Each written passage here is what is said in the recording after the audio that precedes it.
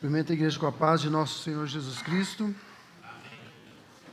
Irmãos, continuando nossas exposições no livro de Efésios, na carta do apóstolo Paulo aos Efésios, abra sua Bíblia em Efésios, capítulo de número 3. Efésios 3, nós leremos do verso 1 até o verso 13. Farei essa leitura em voz alta. A igreja acompanha de maneira silenciosa. Efésios 3, de 1 a 13.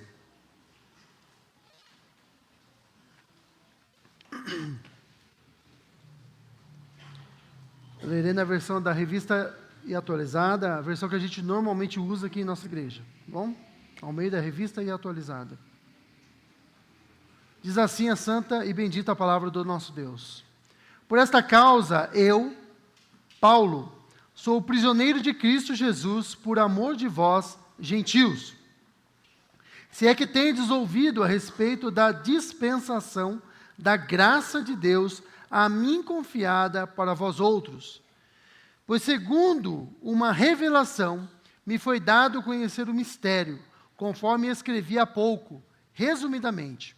Pelo que, quando ledes, podeis compreender o meu discernimento do mistério de Cristo, o qual, em outras gerações, não foi dado a conhecer aos filhos dos homens, como agora foi revelado aos seus santos apóstolos e profetas no Espírito. A saber, que os gentios são co-herdeiros, membros do mesmo corpo e coparticipantes da promessa em Cristo Jesus, por meio do Evangelho, do qual fui constituído ministro, conforme o dom da graça de Deus, a mim concedida, segundo a força operante por seu poder.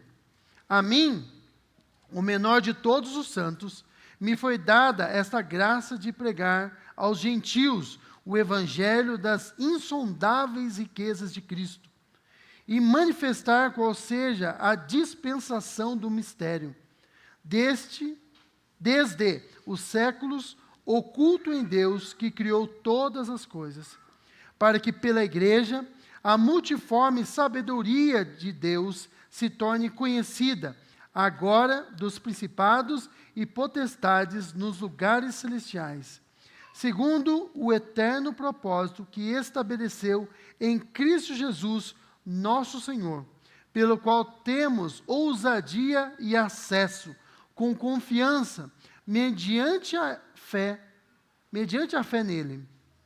Portanto, vos peço que não desfaleceis nas minhas tribulações por vós, pois nisso está a vossa glória. Até aqui, a leitura da palavra de nosso Deus. Irmãos, a carta de Efésios, a carta de Paulo aos Efésios, ela trata de diversas doutrinas.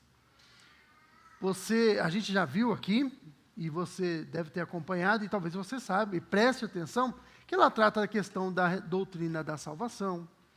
A carta aos Efésios fala da questão da eleição, da doutrina da eleição, da doutrina, do trabalhar da Trindade em nós, no plano da salvação, como que Deus nos elegeu. Essa eleição foi feita em Cristo Jesus, é por meio de Cristo que nós somos salvos pelo sacrifício dele. Jesus é a causa da nossa salvação. Como o Espírito Santo aplica a obra de Cristo em nós, inclusive selando-nos para a salvação. É a certeza de que nós seremos salvos e levados para junto de Deus, que não morreremos finalmente aqui, mas que um dia ressuscitaremos e estaremos com Deus em novo céu e nova terra, onde habita a justiça. É esse penhor que Deus deixou, esse selo do Espírito Santo. É o fato do Espírito Santo estar conosco. Tudo isso nós encontramos na carta aos Efésios. Fala da Trindade, a doutrina da Trindade. Mas acima de tudo, irmãos, de todas essas doutrinas, a principal doutrina tratada na carta aos Efésios é talvez uma doutrina que você nem tenha percebido, mas é o principal tema da carta aos Efésios. O principal tema, a principal doutrina defendida na carta aos Efésios é a doutrina da igreja, a eclesiologia. É uma carta que fala da igreja. Começa dizendo como foi que a igreja foi composta. Ela foi composta por pessoas de toda raça, tribo, língua e nação, judeus e gentios, mas que foram escolhidos antes da fundação do mundo, por Deus Pai, por meio de Jesus Cristo, que nos deixou o Espírito Santo. Lembra quando Jesus estava para ir embora, fisicamente deste mundo, encerrando o seu ministério terreno, o que Jesus disse? Eu não vos deixarei órfãos. Vocês sabiam, né? Vocês só estavam esperando eu concluir. Eu não vos deixarei órfãos, mas enviarei o outro. A palavra ali, o outro, é da mesma natureza. Outro Consolador. Ele vai testificar tudo que ele ouviu de mim, como eu ouvi do Pai. Porque vocês são meus. E aí, no capítulo 2, ele nos lembra, foi preciso tudo isso porque vocês não queriam Deus. Vocês estavam mortos em vossos delitos e pecados. Precisava que Ele desse vida. E Ele vos deu vida. E essa salvação não é a obra de vocês. Não é resultado de merecimento. Senão não seria graça, seria pagamento. Afinal de contas, você fez por merecer. Mas nós não fizemos por merecer. A salvação é uma obra da graça. Favor imerecido. Deus deu àqueles que não mereciam. E assim a igreja foi constituída. E aí Paulo vai falar que a barreira de separação que havia entre a igreja do Antigo Testamento e a igreja do Novo Testamento, ela foi derrubada. E em Cristo, esses dois povos foram feitos um único povo.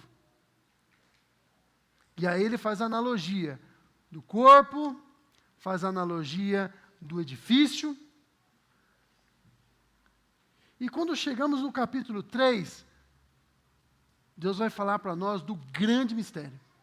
Esse é o tema da mensagem, o grande mistério. Que mistério é esse?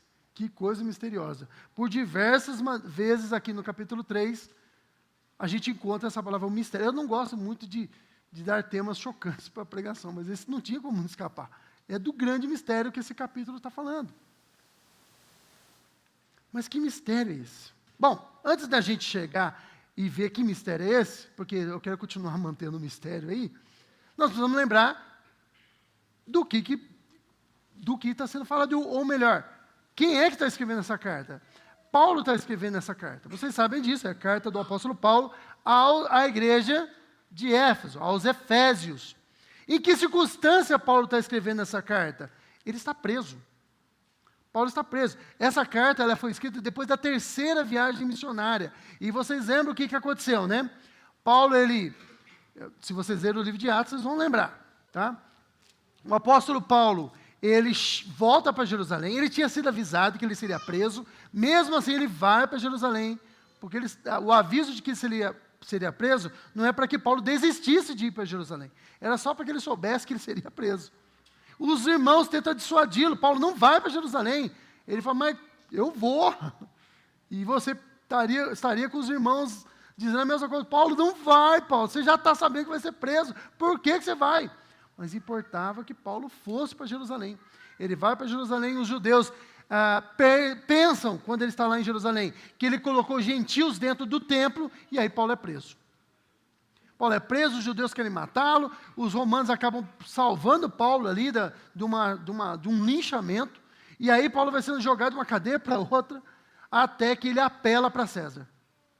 Paulo era um cidadão romano, ele tinha direito para apelar para César, ele tinha direito. O que significa apelar para César? É como se ele estivesse apelando para ser julgado não nos tribunais comuns, mas ser julgado pelo Supremo. Tá? Na época ele tinha direito disso, ele era um cidadão romano. Ele tinha direito de ser um cidadão romano, tinha direito de ser julgado pelo próprio César. E ele vai. O César da época é Nero César. Paulo vai para Roma, é levado para Roma. Durante a viagem, ali no finalzinho do livro de Atos, vocês sabem tudo o que aconteceu. Tem um naufrágio, uma serpente pica ele, morde ele, né? E aí todo mundo pensa, esse aí os deuses odeiam mesmo. Os deuses tentaram matar ele no naufrágio, não conseguiram, mandaram agora uma cobra. Bom, pensavam eles assim, né? Se Deus quisesse matar Paulo, era só ter um infarto. Não precisava de naufrágio, não precisa de nada disso. Ele é picado pela serpente, ele ainda balança a mão, joga a serpente no fogo. Os ambientalistas teriam um treco com esse negócio. Paulo sacode a serpente, joga no fogo. Olha só, onde já se viu matar uma cobra? Morresse ele, né? Não a cobra, né? É o que diriam os ambientalistas hoje. Alguns, não todos.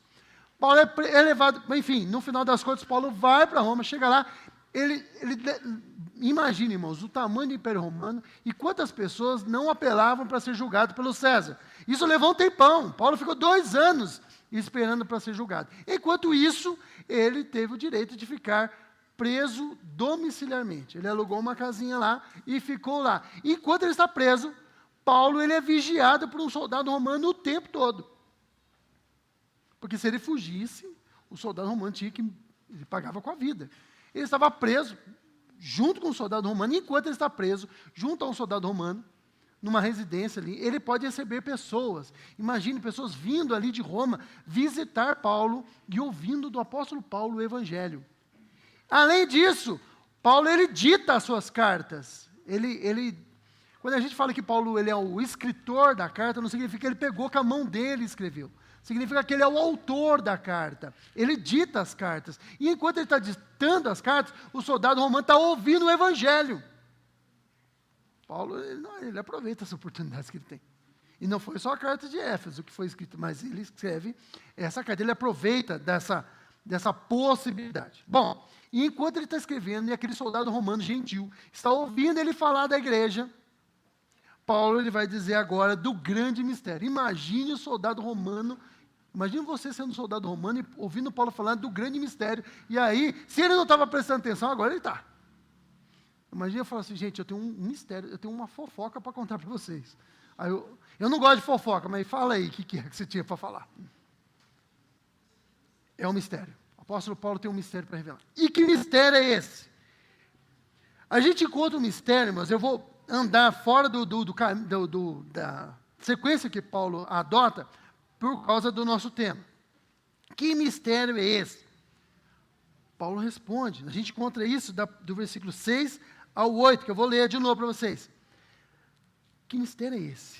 A saber, que os gentios são co-herdeiros, membros do mesmo corpo e coparticipantes da promessa em Cristo Jesus por meio do Evangelho, do qual o apóstolo Paulo está dizendo, fui constituído ele, Paulo, ministro, conforme o dom da graça de Deus a mim concedida, segundo a força operante do seu poder. A mim, o menor de todos os santos, me foi dada esta graça, esse favor, coisa maravilhosa, desde os séculos ocultos em Deus, que criou, fui para o 9, de pregar aos gentios o evangelho das insondáveis riquezas de Cristo. O mistério era a igreja, composta por judeus e por gentios. Mas por que era um mistério? Porque Deus tinha escondido. Deus tinha escondido essa verdade, essa revelação. Olha só, no final do capítulo 2, o apóstolo Paulo ele tinha comparado a igreja a um monumento, a um edifício. Vamos ler lá? Vamos voltar aqui um pouquinho aqui no capítulo 2. Versículo 19. Assim já não sois estrangeiros e peregrinos, mas concidadãos dos santos e da família de Deus. Lembra? As 3 analogias? A igreja era o corpo, era a família e continua aqui, edificado sobre o fundamento dos apóstolos e profetas, sendo ele mesmo, Cristo Jesus, a pedra angular, do qual todo edifício, bem ajustado, cresce para santuário dedicado ao Senhor, no qual também vós juntamente estáis sendo edificados para a habitação de Deus no Espírito. Vocês são a pedra. E o apóstolo Pedro, indo na mesma direção que Paulo, lá na sua primeira carta, no capítulo 2, verso 5, ele vai dizer ainda mais, que essas pedras são pedras vivas. O templo de Jerusalém, irmãos, ele era um templo que ficava aí em Jerusalém. Você não tira o templo de Jerusalém e anda para um lugar para o outro. Mas a ideia que é apresentada aqui na Bíblia, que a igreja, ela não é um templo, ela é composta por pessoas que são pedras vivas. A ideia aqui é que onde elas se reúnem, elas se organizam e elas montam e elas formam um templo de adoração a Deus. O mistério é esse, oculto desde as gerações passadas. Os gentios, que antes não eram povo, antes não eram família de Deus, desamparados pelas alianças, que não tinham lei, estavam sem Deus no mundo, agora eles são constituídos co-herdeiros, membros do mesmo corpo e co-participantes da promessa em Cristo Jesus, por meio do quê? Por meio do Evangelho. Vocês que antes não eram família, não eram povo, agora vocês são povo. Agora vocês são herdeiros. Veja, não é só o judeu que vai herdar todas as coisas. Vocês são co-herdeiros. E o apóstolo Paulo, ele fica muito feliz. Não é eufemismo aqui, não. Paulo não está sendo falso humilde, como eu talvez seria, como você talvez seria. Mas ele está dizendo, olha, da qual, versículo 7, do qual, desse mistério, eu fui constituído ministro, conforme o dom da graça, a mim concedido, segundo a força operante do seu poder. A mim, o menor dos todos os santos. Irmãos, Paulo não diz isso aqui, porque eu falo, irmãos, eu sou o menor de todos os pastores. Aí eu falo, nossa, como esse pastor Diogo é humilde. Pensa num homem humilde, esse cara. Paulo não está falando isso. Você pensa, nossa, como o Paulo era humilde. Não, irmãos, Paulo achava que ele era de verdade o menor dos apóstolos. Talvez você olhe e fale assim, Paulo era o maior de todos. Mas Paulo tinha uma consciência muito grande e muito correta de si mesmo. Por que Paulo pensava que ele era o menor dos apóstolos? Porque ele foi o último. Ele não esteve com Jesus aqui no ministério terreno de Jesus. Jesus apareceu para ele depois. Ele diz isso. Ele ajudou, inclusive, a perseguir. Ele foi o principal perseguidor da igreja. Ele, um fariseu, que não gostava dos gentios. Deus gosta de fazer essas ironias do destino, né? Deus prepara essas ironias do destino. Ele que odiava os gentios, vai se tornar o principal pregador dos gentios. Aquele que esperava que os gentios fossem mesmo para o inferno, esses miseráveis. Ele vai se tornar o principal pregador e vai conduzir gentios que ele queria que fosse para o inferno antes, para o céu. Inclusive, nas suas perseguições, ele consentiu na morte daquele que a gente considera o primeiro mártir. Quem é o primeiro mártir? Estevão. É dito que ele segurou, ele não pegou a pedra e jogou, não. Ele não quis se sujar com isso. Ele segurou a roupa daqueles que jogaram. Ele cuidou da roupa. E depois disso ele pede carta. Olha a ousadia desse homem. Ele pede carta ao sumo sacerdote para ele ir para Damasco, na Síria, em outro território, para perseguir os cristãos e levá-los presos. Plano que foi arrasado, destruído pelo Senhor Jesus Cristo ali no caminho de Damasco. Paulo foi constituído o principal pregador, a principal pessoa que revelava esse grande mistério. Mas por que é um mistério? Eu já dei uma palhinha aqui, já disse para vocês, porque estava escondido. Estava escondido com Deus, estava muito bem escondido.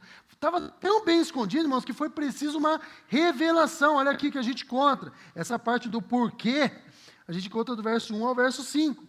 Por essa causa eu, Paulo, sou prisioneiro. Paulo vai dizer, olha, eu estou preso por causa dessa pregação. Porque eu estava pregando para gentios ali, estava próximo do templo, acharam que eu estava levando gentios para dentro do templo. Paulo não tinha feito isso. Por amor a vós, gentios, que antes ele odiava.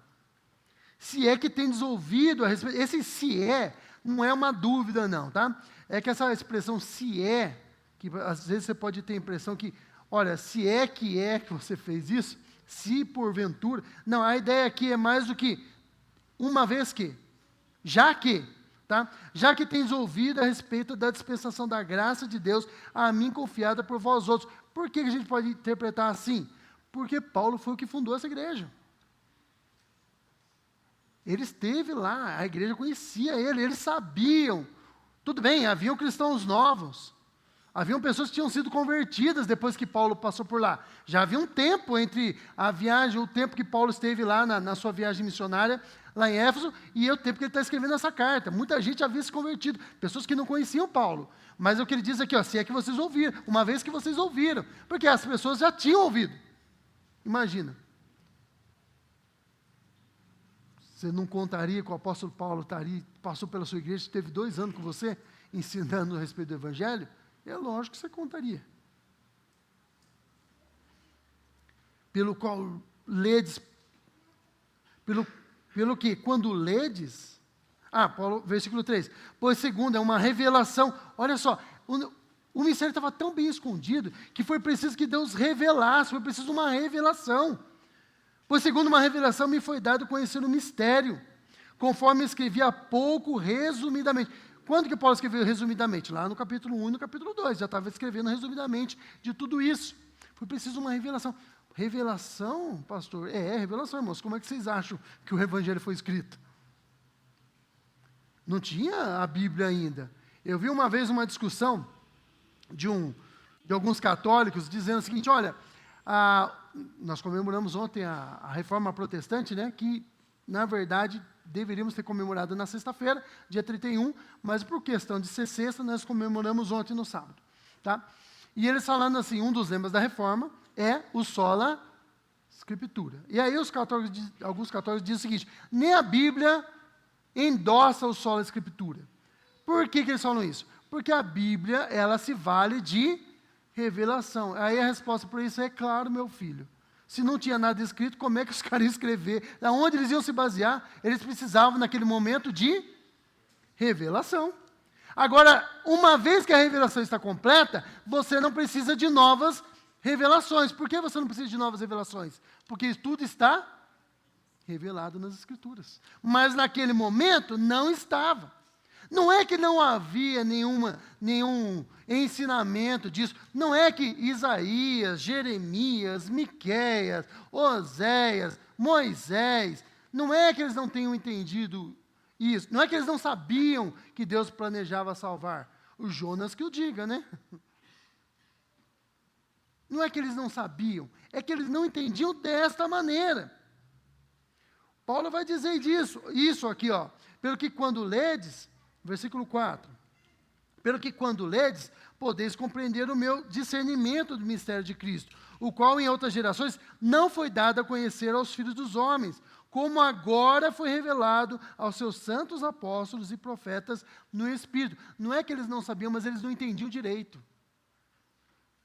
Porque a promessa de que haveria um povo que não era povo e se tornaria povo, a gente pode encontrar no livro de Oséias. Um dos nomes de um dos filhos de Oséias, que não era filho legítimo dele, era Lo-Ami, que significa não é meu povo, não é meu filho. Deus mandou chamar aquela criança de não é meu filho, porque Deus vai dizer depois, porque eu chamaria um povo que não é meu povo para se tornar esse meu povo. Eu vou transformar pessoas que não eram originalmente meu povo nos meus filhos. Eles serão meu povo. De quem que Deus estava falando ali para Oséias? De nós, de mim e de você. Dos gentios. Muito bem. Dos gentios. Mas estava ali, estava velado, eles não entendiam plenamente como isso aconteceria. Provavelmente entenderiam como os judeus que se converteram entenderam. Primeiro, para ser de Cristo, você precisa passar pelo judaísmo. Tem que se circuncidar, tem que guardar o sábado, tem que fazer todos esses mandamentos. Mas lá no capítulo 2, Paulo já falou sobre isso. As ordenanças, essas que separavam, elas foram derrubadas. Não significa que você não precisa obedecer os 10 mandamentos. Pelo contrário, você continua obedecendo os 10 mandamentos. Você não precisa mais guardar o sábado. Você guarda hoje o domingo. Mas se você for estudar e se aprofundar na lei do sábado, você sabe muito bem que a lei do sábado, ela não é só que você deve não trabalhar no sábado. O sábado deveria ser um dia para descanso e devoção. Mas, você tinha o sábado dos anos. Você lembra disso? Após 6 anos, no 7º ano, você não trabalhava. Era uma boa essa daí, né? Você ia gostar desse negócio. No 7º ano, ninguém trabalha. Terra descansa. Tenta fazer isso, vamos ver se o seu patrão ele é condescendente com você. Esse mandamento acabou. Na verdade, acabou já. Mas, para o judeu, nem eles cumpriam. Tanto é que uma das causas do cativeiro ter durado 70 anos, que Deus fala, que é para a terra descansar dos tempos que vocês não deixaram ela descansar. E no final, porque o mandamento era, você tinha o sábado das semanas, o sábado dos anos e o sábado dos anos dos anos. O que significa isso? Após 7 anos, ou seja, depois de 49 anos, no 49º você não trabalha, e no 50º você tem o ano do jubileu. Significa que no 50º ano você também não trabalha. 2 anos sem trabalhar, olha que vida boa. E Deus prometia que Ele faria a terra produzir do mesmo jeito. Não faltaria alimento. O seu patrão vai ser condescendente com você, 2 anos sem trabalhar, ele aceita numa boa. Se você fosse funcionário público, dependendo da sua condição, você consegue ficar 2 anos sem trabalhar, mas também não recebe um centavo. Pois bem, essa e outros mandamentos, a questão, por exemplo, da comida, da dieta, os judeus não poderiam comer determinados alimentos, não poderia comer porco, por exemplo. O judeu não poderia, mas aos gentios, nada disso é imposto. Não temos proibição nenhuma com relação a isso. Inclusive, não deve ser imposto isso sobre nós. Não deve ser obrigado isso para nós. Essa separação toda foi dissolvida. Isaías já falava de que viriam nações, viriam pessoas, no capítulo 2 de Isaías, já diz isso, que Deus estabeleceria o seu trono, o seu templo sobre o alto sublime, sobre os montes Sião, e as pessoas da terra viriam até ele. Aquilo ali era uma promessa. O templo não era o templo de verdade. O próprio Jesus disse, quando eu for erguido, eu atrairei todos a mim. De Sião sairá a lei. É verdade. Por quê? Porque lá no monte, Jesus ele pronunciou o seu famoso sermão, que a gente chama de Sermão do Monte. E ali ele determinou como viveria o cidadão dos céus. Bem-aventurado, as bem-aventuranças, né? O mistério, irmãos. O mistério que estava oculto por Deus, agora foi revelado. Cristãos são compostos por gentios e por judeus, e todos eles formam uma única família que glorifica a Deus, que exalta a Deus. Não há mais separação. O muro da separação foi derrubado em Cristo Jesus, no sacrifício dele. E agora a igreja cresce. A igreja pode crescer para todas as nações. E aonde ela está reunida, como pedras vivas, elas se organizam e formam um templo. Não é você sozinho, não existe igreja de um só, vós sois o templo. Vós, juntos, tá? É como se fosse, imagine as pedras de um templo antigo. É que aqui nossas igrejas são feitas de nossos templos, né? Nosso prédio onde nós nos reunimos, nem é templo, né? Esse prédio onde nós reunimos é feito de tijolos, de bloco. Imagine que cada um de vocês é um blocozinho desse aqui. E toda vez que a gente se reúne, nós formamos esse novo templo, onde Deus habita, onde o nome dele é adorado, onde o nome dele é exaltado. Por quê? Por que Deus guardou esse mistério? Por que Ele deixou para anunciar essas coisas agora? Por que Ele revelou isso? A gente encontra isso, irmãos, do verso 9 até o verso 13. Para manifestar qual seja a dispensação do mistério, desde os séculos oculto em Deus, que criou todas as coisas, para que pela igreja, a multiforme... Por que Deus revelou esse mistério? Por que Deus planejou fazer desse jeito? Por que Deus resolveu salvar gentios, pegar povos que não se davam, que se odiavam? e uni-los num só povo, porque para através dele revelar a sua multiforme sabedoria. Irmãos, a palavra aqui, multiforme, na verdade, ela seria melhor traduzida como multicolor. Porque a ideia é que a luz de Cristo passa pelo prisma da igreja e ela reflete em várias cores. E como que Deus trabalha isso? Bom, Deus trabalha isso através dos paradoxos. Por exemplo, Deus produz vida através da morte. Vocês podem concluir. Da morte. Não foi assim? Não foi na morte de Cristo, na cruz de Cristo, que nós ganhamos vida? Deus produz honra através da desonra, da vergonha. E a igreja mostra isso. Imagina um cidadão romano olhando para os cristãos, alguns deles ricos, mas a maioria muito pobres, e olhando para aquelas pessoas, para aqueles cristãos, e pensando, por que esse povo é feliz? Tudo miserável. Em vários momentos estão sendo até perseguidos. E, em vários momentos sendo mortos. Alguns imperadores nem ligavam para os cristãos, outros mandavam matar.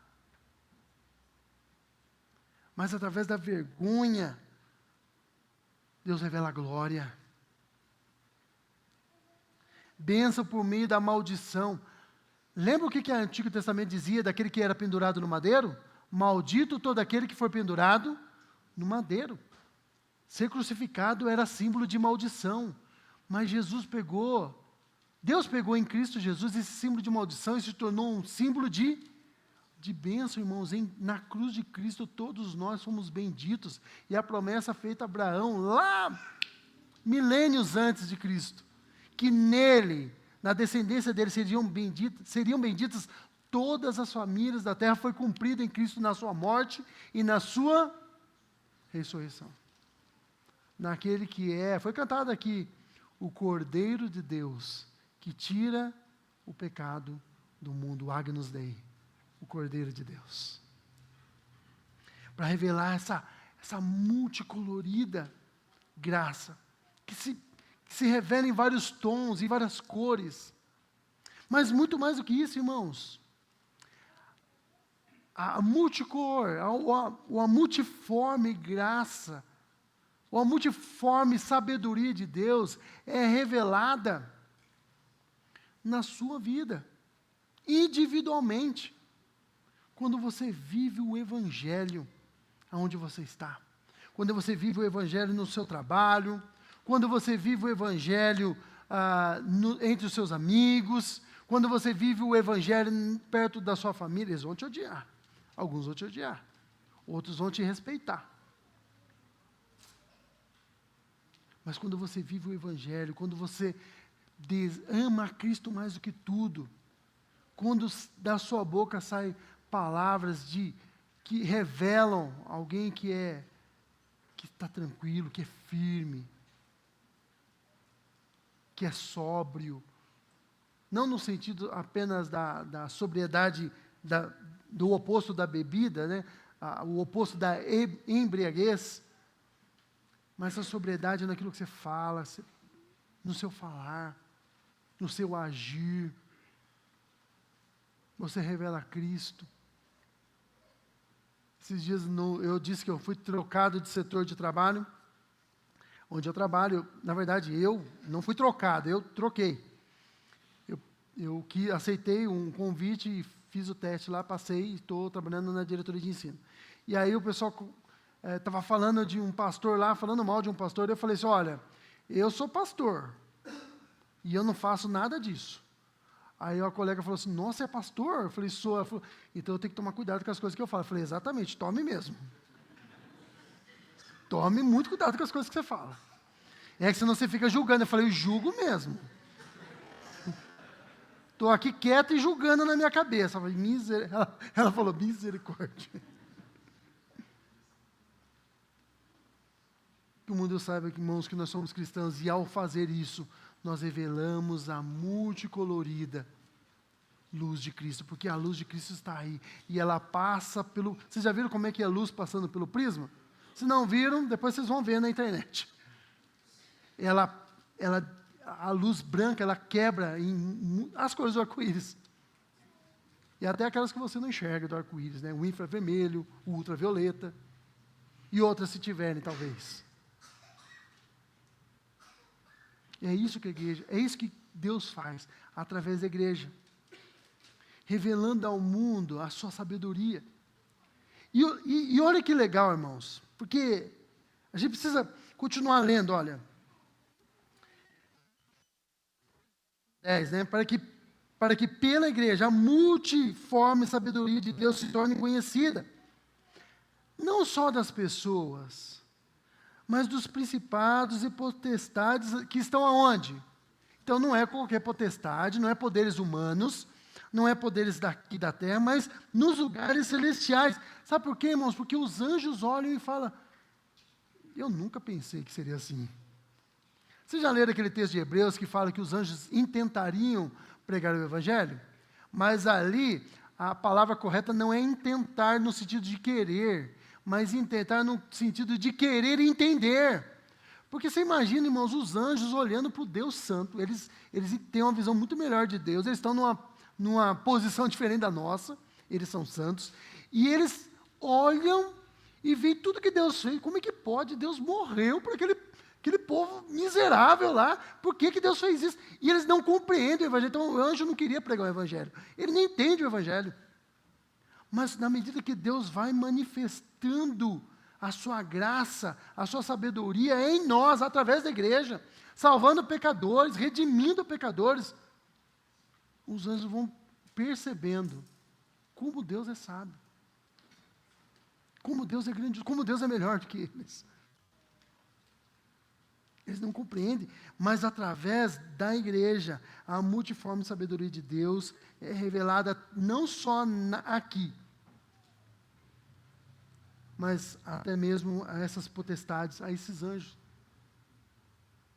Eles podem olhar e falar, puxa vida, Deus é Deus mesmo. Segundo o eterno propósito que estabeleceu, esse propósito de revelar a sua sabedoria, de revelar a sua graça, de salvar gentios e uni-los, salvar você e eu, e unirmos num só povo, fazer dele seu povo, seus filhos. É segundo o eterno propósito que Deus estabeleceu, eterno, irmãos, eterno, antes que o mundo existisse. A gente não consegue nem conceber isso. A gente não consegue nem entender direito isso. O que é eternidade? Para nós, eternidade, a gente não consegue. Por quê? Porque a gente não é eterno. Quando a gente começa a pensar em Deus, irmãos, nós temos um problema. A nossa mente, ela funciona por comparação. A gente procura coisas relativas, né? A gente tenta procurar algo que possa relativizar. Não estou falando de relativização. Estou querendo dizer no sentido de comparação. Você olha para alguém alto aqui, e aí se você vê outro mais alto, você fala, o cara é altão, tipo o Márcio.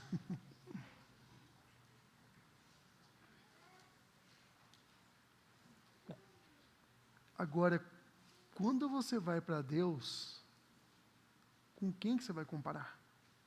Quem é mais que você conhece aí que é eterno?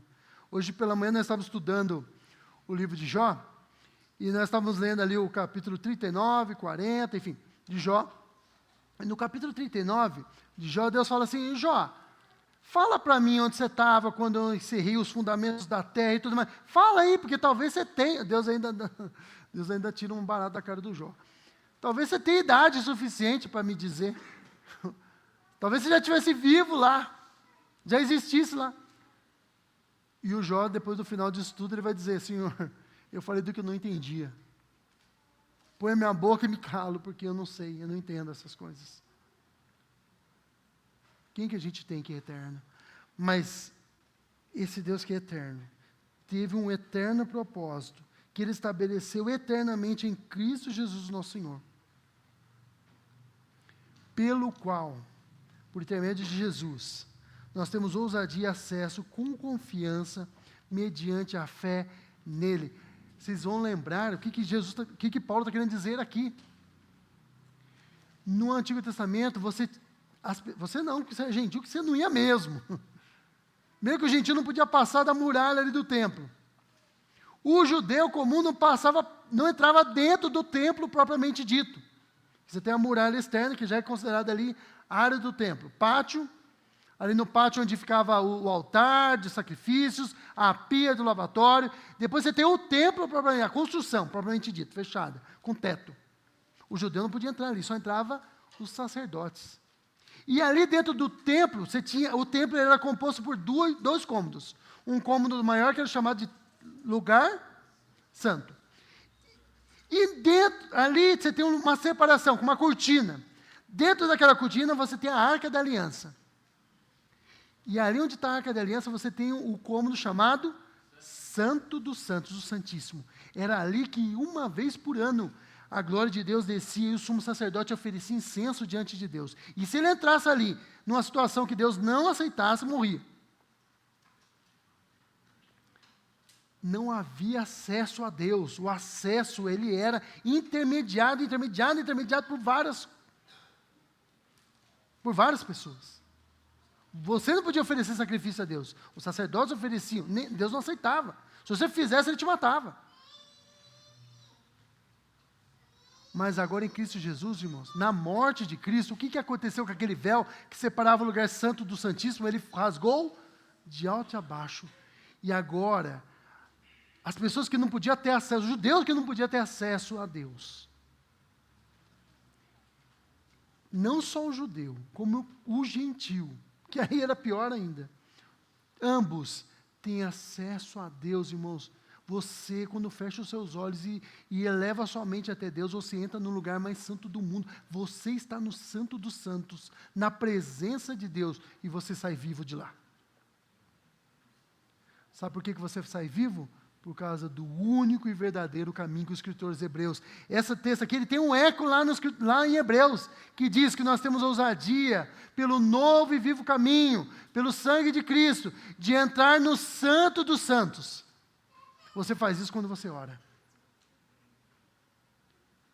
Você já parou para pensar o privilégio que você tem? De entrar na presença do Deus que nós cantamos hoje aqui, que é santo, santo, santo. É santíssimo, é santíssimo. Para a gente usar um neologismo. E você tem acesso por causa do novo e vivo caminho. Que caminho é esse? Cristo Jesus, o nosso Senhor. Deus fez isso com a igreja. Era um mistério que estava oculto. Os profetas e homens santos do Antigo Testamento tinham um vislumbre disso, mas não entendiam completamente como que isso ia acontecer. Como é que ia dar? Como é que isso vai acontecer?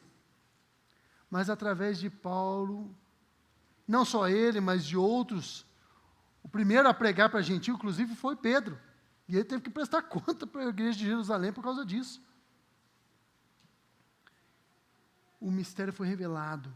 Deus vai salvar gentios e vai fazer de dois um único povo, que é corpo de Deus, que é corpo de Cristo, melhor dizendo, que é corpo de Cristo, cuja cabeça é o próprio Cristo, que é uma grande família composta por judeus e gentios, que agora são um único povo. Esse povo é a igreja.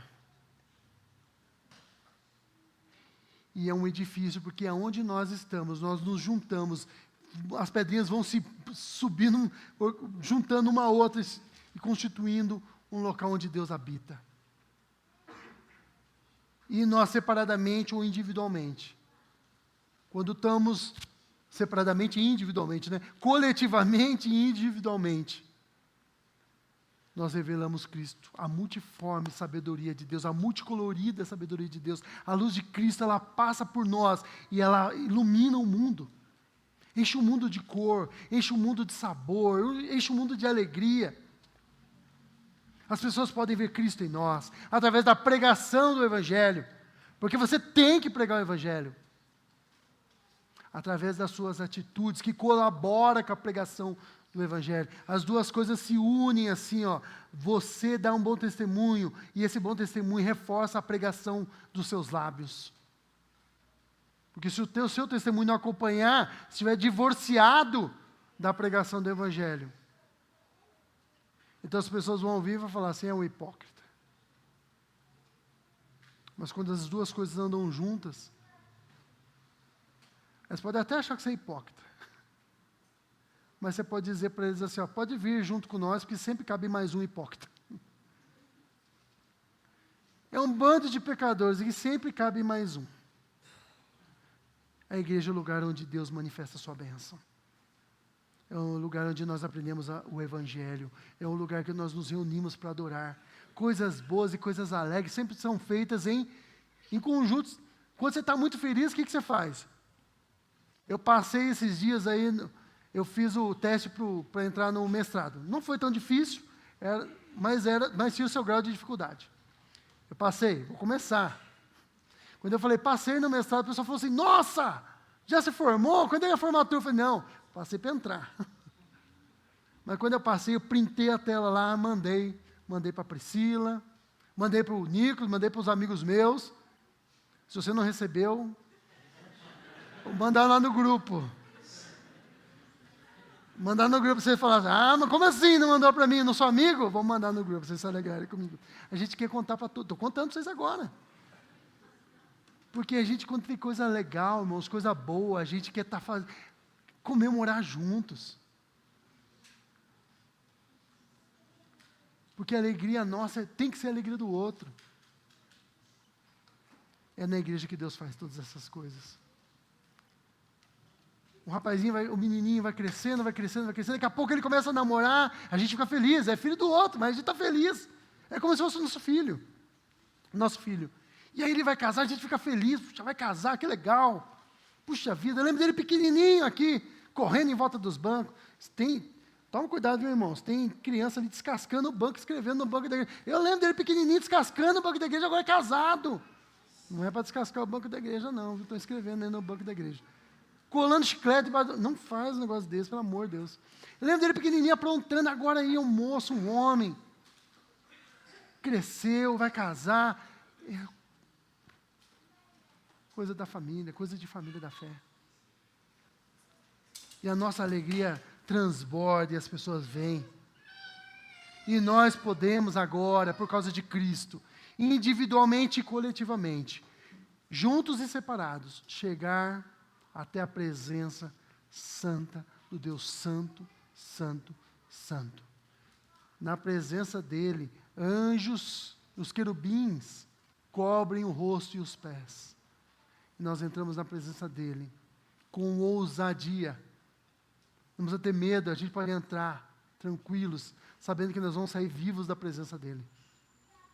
Pelo novo e vivo caminho que é Jesus. E aí Paulo fala uma coisa importante.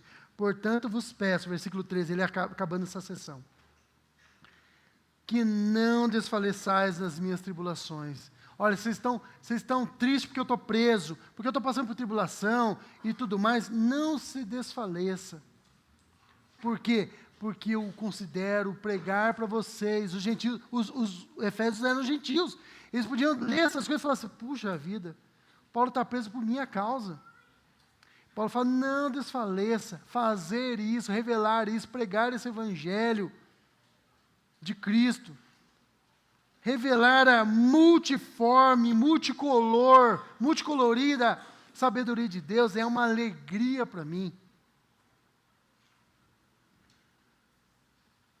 Não desfaleçais nas minhas tribulações por vós, porque nisso está a vossa glória. Ou seja, a glória de vocês é o fato de eu estar sofrendo.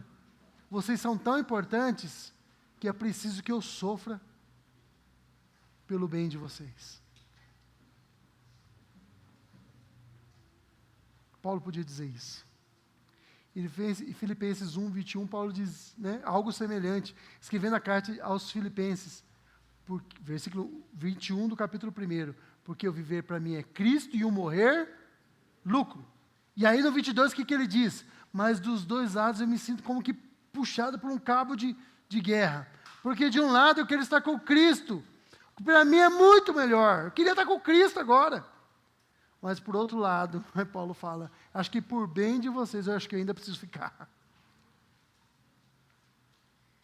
Pregar o Evangelho, irmãos, anunciar essas coisas, se desgastar pela igreja deve ser a nossa alegria. Não só de Paulo, mas de todos nós. E se passamos tribulação por fidelidade a Deus, que isso seja para o louvor da glória dele, que isso seja para o bem da igreja, para o bem daqueles que amam a Deus, que são chamados segundo o seu santo propósito. Amém. Manifeste essa multicolorida sabedoria de Deus no seu dia a dia, a cada momento. Se você mentia, não minta mais. Se você era uma pessoa iracunda, seja comedida.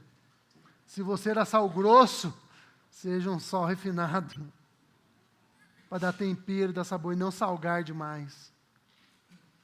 Se você era um adúltero, pare de fazer isso.